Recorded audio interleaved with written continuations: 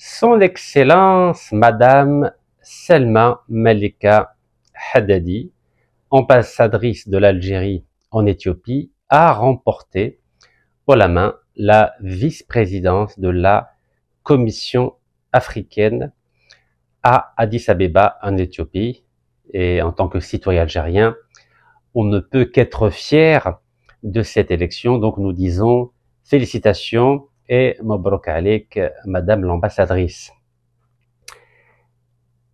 Cet événement est important pour notre pays car cette commission africaine est composée de 10 membres. Il y a un président qui est l'ancien ministre des Affaires étrangères de Djibouti. Alors Djibouti, c'est un petit pays qui fait à peu près 23 000 km². C'est la taille de la ville, je dis pas la wilaya, la ville de Tamanrasset. Djibouti compte à peu près 1 million d'habitants. Et cette commission africaine dont le Djiboutien est devenu donc le président compte 10 membres. Un président, une vice-présidente, c'est-à-dire notre ambassadrice à Addis Abeba, et 8 commissaires. Ce modèle-là a été repris de l'Union européenne.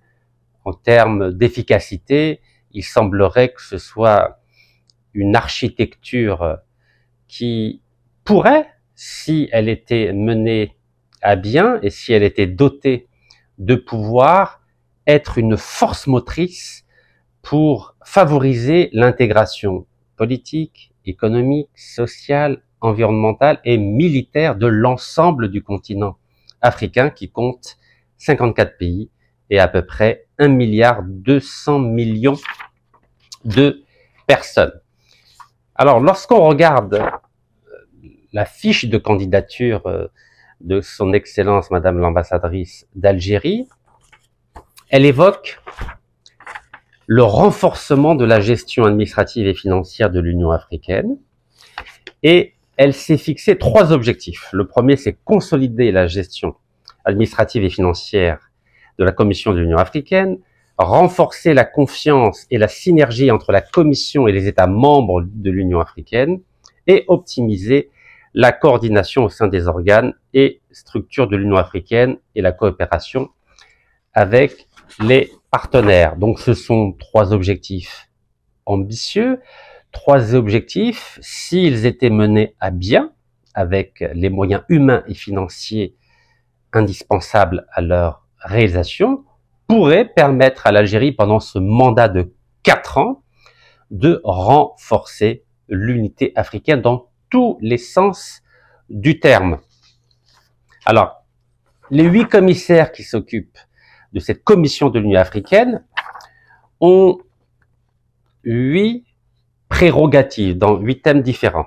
Paix et sécurité, et on le voit bien avec ce qui se passe en RDC, c'est très important. Les affaires politiques, l'infrastructure et l'énergie. Vous savez que la principale richesse du continent africain, ce sont les ressources en pétrole, en gaz, en diamants, en or, bref, au-delà des ressources humaines, c'est d'abord les ressources du continent qui constituent la force motrice et ce qui nourrit 1,2 milliard d'habitants. Donc il y a affaires sociales, développement humain, sciences et technologies, nous sommes très faibles en Afrique, commerce et industrie, favoriser un marché commun à l'échelle du continent africain, économie rurale, agriculture, vous le savez mieux que moi, le continent africain reste un continent rural, et les affaires économiques. Vous savez que les affaires économiques, c'est le point faible du continent africain. Je vous donne juste un exemple. En Algérie, nous avons un ministre de l'Industrie, nous avons un ministre des Finances, mais nous n'avons pas de ministre de l'Économie. Cela devrait nous inciter à réfléchir davantage. Alors, lorsqu'on voit que la nomination, donc, à la tête de la commission africaine, c'est un Djiboutien, donc un petit pays, donc la taille de la ville de Tamanrasset. Djibouti, pour ceux qui ne le savent pas, c'est la plus grande base militaire française dans le monde. Alors, pourquoi je vous parle de cela? Je vous parle de cela pour vous dire que la France qui recule au Mali, qui recule au Niger, qui recule au Burkina Faso, qui recule en Guinée, qui recule au Tchad, mais elle ne recule pas, pardon, à Djibouti. 1500 hommes depuis 1977, date de l'indépendance de Djibouti, qui était une ancienne colonie française de la fin du 19e siècle, 1896. En clair, si je vous parle de cette base militaire française à Djibouti, c'est pour vous dire que ce nouveau président de la Commission africaine va être sous influence française. Ce nouveau président était pendant 20 ans ministre des Affaires étrangères, il est parfaitement francophone, arabophone, anglophone, mais, quand vous avez sur votre petit territoire de 23 000 km² la plus grande base militaire française, et en plus c'est elle qui assure la surveillance de l'espace aérien de Djibouti, il ne faut pas s'attendre à des miracles.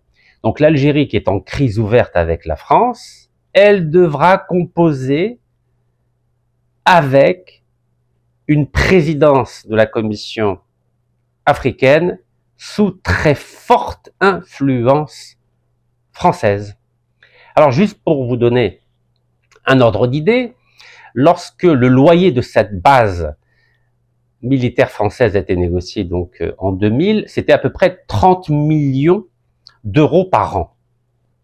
Le loyer a été revu à la hausse, il doit être autour de 40 à 50 millions, ce qui veut dire que la France, avec à peine 40 à 50 millions d'euros, elle se paye une base militaire dans un endroit extrêmement stratégique. Vous savez que Djibouti, c'est à peine à 29 km du Yémen. Dans ce détroit, Bab el-Mandeb, passe 60% des conteneurs du monde entier. Soit 40% du pétrole mondial passe par là. Donc la France, pas que la France, je vais y revenir dans quelques secondes, contrôle avec d'autres puissances. Il y a 6 puissances occidentales qui ont des bases militaires à Djibouti, donc le commerce mondial. Alors l'Algérie, qui est le plus grand pays du monde, pourrait, par exemple, négocier avec le président de la Commission africaine une base militaire algérienne. Car c'est un endroit extrêmement stratégique, non pas seulement au niveau commercial, mais Djibouti, c'est à côté du Yémen, à côté de l'Arabie Saoudite, et pas très loin de la Palestine, pas très loin d'Israël aussi. Ce qui veut dire que Tel Aviv, qui a, disons, presque une base militaire au Maroc, c'est-à-dire juste à côté de l'Algérie, ce serait pas une mauvaise idée pour l'Algérie d'avoir une base militaire pas très loin de Tel Aviv, pour lui dire que nous aussi, nous savons faire de la géopolitique. Alors, la France, encore une fois, a aujourd'hui, avec l'élection du Djiboutien, une influence considérable sur l'ensemble des décisions prises par la Commission africaine. Et l'Algérie va s'en rendre compte, puisque aujourd'hui nous avons un pied à Nakra, fi Ifriqiya, à Addis Abeba. Donc, je lis des articles de journalistes africains, algériens. Oui, la France a perdu pied, a perdu son pouvoir en Afrique. Bah, écoutez, chers concitoyens, chers compatriotes, non. La France n'a pas perdu pied en Afrique. Bien au contraire, elle est devenue beaucoup plus intelligente. La France utilise des proxys, c'est-à-dire des relais, pour asseoir son influence, pour asseoir sa domination, et surtout pour dicter ses volontés à l'ensemble des pays africains, mais de façon indirecte, c'est-à-dire par le biais de la Commission africaine qui siège à Addis Abeba en Éthiopie. Alors, il n'y a pas que la France, vous savez. Il y a une grande puissance qui s'appelle les États-Unis d'Amérique, qui aussi a une base militaire très très importante, la plus grande base américaine en Afrique. D'ailleurs, c'est la seule. Dans le camp Lemonnier. Lemonnier, c'est le nom d'un ancien général français qui a fait fureur donc en Asie du Sud-Est. Et les Américains donc louent une base militaire depuis 2002 à Djibouti pour un montant de 63 millions de dollars par an. C'était ce montant, ce loyer était renégocié en 2014 avec l'ex-président américain Barack Obama. Donc, pour la modique somme de 63 millions de dollars, les États-Unis ont 4000 soldats stationnés à Djibouti. Et c'est à partir de cette base qu'ils surveillent les attaques des Houthis du Yémen à destination de Tel Aviv. C'est à partir de là qu'ils contrôlent eux aussi le commerce mondial. Et en plus de ça, c'est là, à partir de là, où ils surveillent donc non seulement l'Arabie Saoudite et l'espace aérien du Golfe Persique, mais c'est à partir de Djibouti que les Américains, qui ont une base navale, en plus d'avoir une base militaire, surveillent tous les pays africains. Depuis le Maroc, Algérie, Égypte, en passant par l'Éthiopie, en descendant en Afrique du Sud, en remontant vers l'Angola, Côte d'Ivoire, jusqu'au Sénégal. Voilà. Les Américains, comme vous le savez, ont 800 bases militaires à travers le monde. Et cette base de Djibouti, c'est la plus importante. Dit-on, c'est la seule.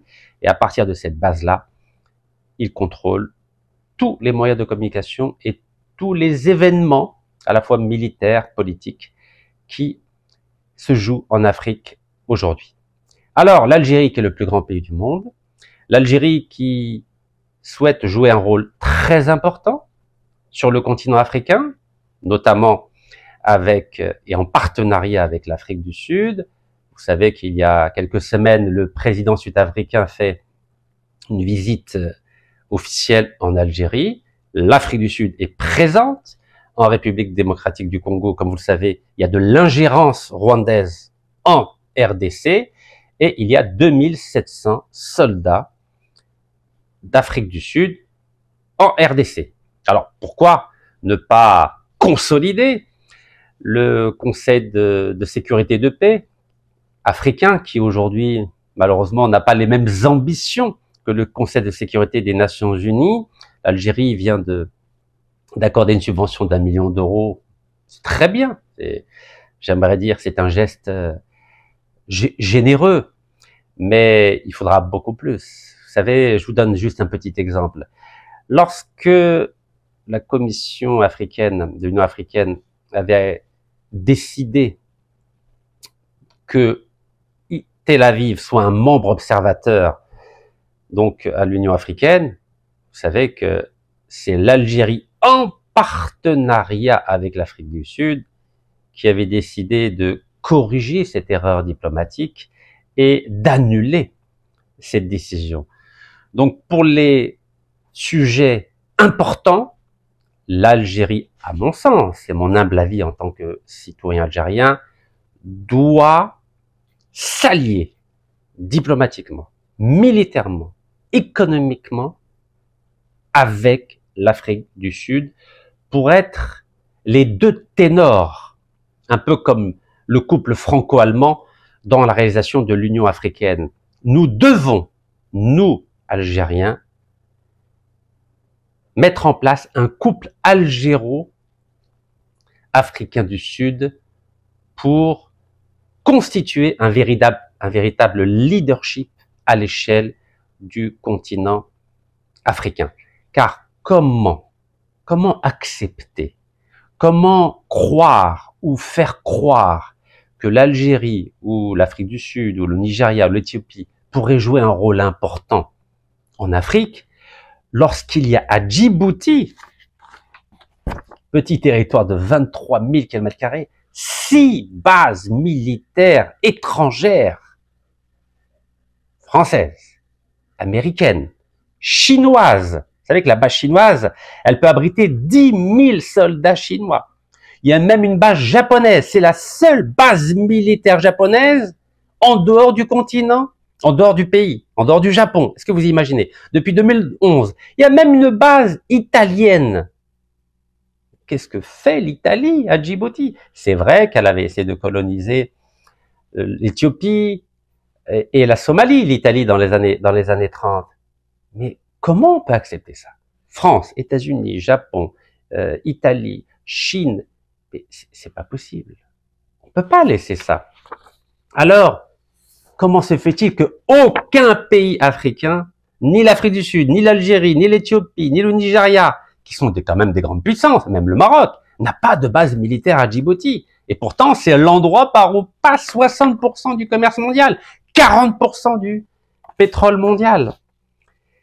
Qu'est-ce qu'on peut dire? Qu'est-ce qu'on peut dire quand on voit ça? Vous savez que le président de Djibouti, M. Geller, est au pouvoir depuis 1999, à l'époque où, vous savez, Feu Abdelaziz Bouteflika, donc, a été élu président de la République algérienne.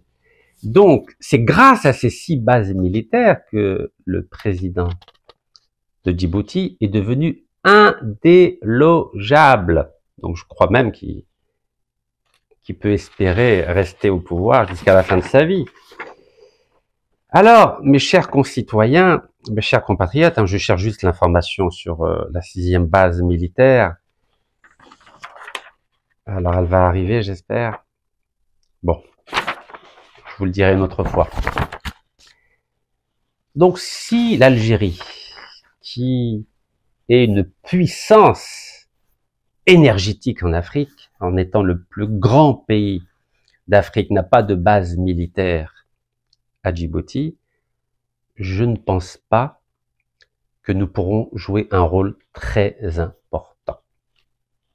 Vous savez que grâce à la nouvelle constitution algérienne, l'Algérie a le droit, a le pouvoir d'ouvrir, de constituer une base militaire à l'étranger, a le pouvoir et la possibilité d'envoyer des soldats de la paix, notamment, je l'ai dit là, il y a quelques jours, en RDC, car on ne peut pas laisser le poumon de l'Afrique, qui est au centre du continent africain, être en proie à une ingérence du Rwanda. C'est pas possible. Vous savez que les principes de l'Union africaine, les principes de l'Algérie, c'est la non-ingérence dans les affaires intérieures d'un pays. Mais quand vous avez un pays tiers, en l'occurrence le Rwanda, qui finance, arme une rébellion, c'est-à-dire le M23 en RDC, l'Algérie ne peut pas se taire.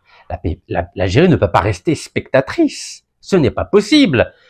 Quelle crédibilité donner à l'Algérie si nous laissons uniquement notre partenaire sud-africain être seul sur le terrain en RDC? Il faut